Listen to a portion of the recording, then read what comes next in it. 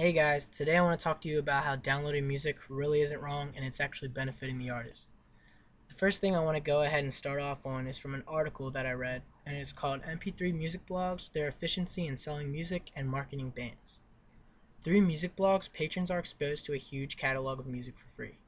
The data in this study suggests that downloading music from a blog does not mean that downloader is going to go and purchase the downloaded artist's album or their CD, and it might actually make a purchase less likely, but these blog readers are still diehard music fans and still purchase more albums than casual music listeners.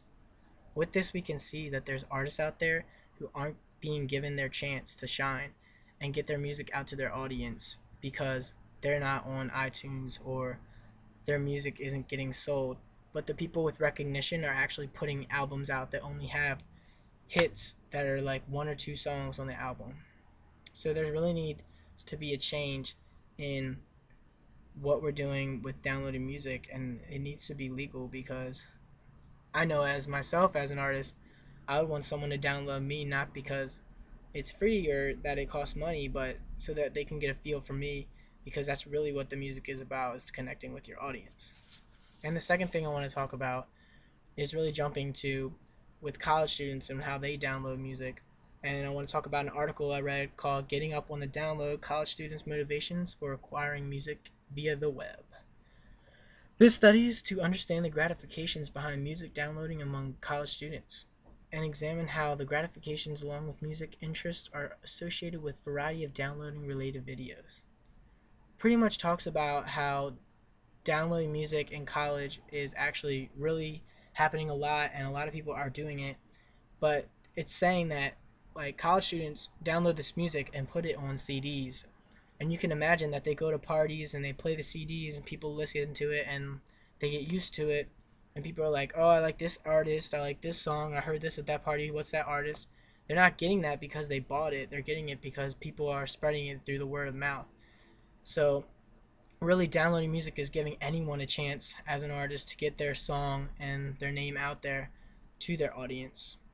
With downloading music, it is beneficial to everyone because we can all discover new music. It's going to expand our musical genres and knowledge because no one wants to go out on iTunes and spend $1.29 on each song, because that is like in the economy today, no one has that kind of money to spend, especially if you want 2,000 songs on your iPod. No one wants to spend $2,000 on music. By not having to spend money to experience new genres and artists, then we are more acceptable to like listening to new songs, getting used to them, feeling them, finding new artists, finding new passions, and falling in love with the artists and their music. People are gonna hear songs through downloads that they like and tell their friends, and their name is going to be out there because of that. But if you have to pay for it, no one's going to pay just so they can like give it a chance and discover new kinds of music. And this really brings me into my next point with the copyright laws.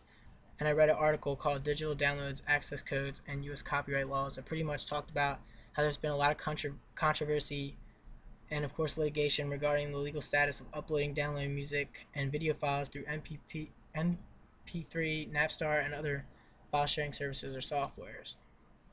I know a recent artist that is given a lot of recognition is Drake, and I recently heard on the radio that he's stopping his mixtapes because more people are downloading his mixtapes than his actual artists, like his albums. So he really wants to make money off these mixtapes, but these mixtapes were being downloaded because not only were they good, but they were free and people would give them a chance and listen to them.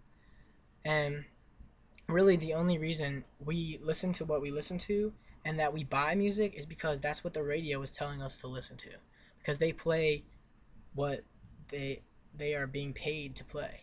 People, artists pay them to play their music, and that's what we listen to and that's what we decide we like. But you have to know that there's other ways that artists can make music after they're recognized. They have concerts and merchandise, and people can buy them because they like the artist. But more artists need to be given a chance to get their name out there so that they can make money off of concerts and merchandise if they want to make money. But that shouldn't be the sole purpose of why they're making music, and that shouldn't be the sole purpose of why we're buying music. So, in conclusion, I want to tell everyone that downloading music is really benefiting the artist because even if they're recognized or not recognized, it's still getting their name out there, and more people are going to give more of their music a chance if they don't have to buy it. Thank you very much and enjoy your music.